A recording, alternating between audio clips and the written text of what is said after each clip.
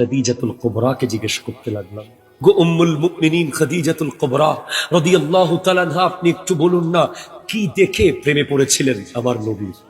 যখন সাইয়্যিদা ফাতেমাতুজ জাহরা পেটে এসেছিল, খাদিজাতুল কুবরা যখন আরবের নারীদেরকে ডেকেছিলেন, আসো আমার কাছে একটু আমাকে হেল্প করো। তারা বলেছিল, তুমি এতিম মুহাম্মদকে বিয়ে করেছো, তুমি এত বড় সম্ভ্রান্ত ব্যবসায়ী, তোমাকে আমরা কোনো হেল্প করব না। তখন খাদিজাতুল কুবরা রাদিয়াল্লাহু তাআলা আনহা বলছেন, তোমরা মুহাম্মদকে এতিম দেখেছো, আমি তার কদমে জান্নাত দেখেছি। যখন আমার নবীর কাছে ওহী আসতেছে, মিসলু সালসালাতিল জারস, বিভিন্ন রকম ভাবে ওহী আসতেছে, তখন আমার নবী হযরতে খাদিজাতুল কুবরা রাদিয়াল্লাহু তাআলা আনহার কাছে গিয়ে বলছেন, খাদিজা, আমি কি কি জানি দেখছি, আমার কেমন কেমন লাগছে, তুমি একটু বলো এগুলো কি?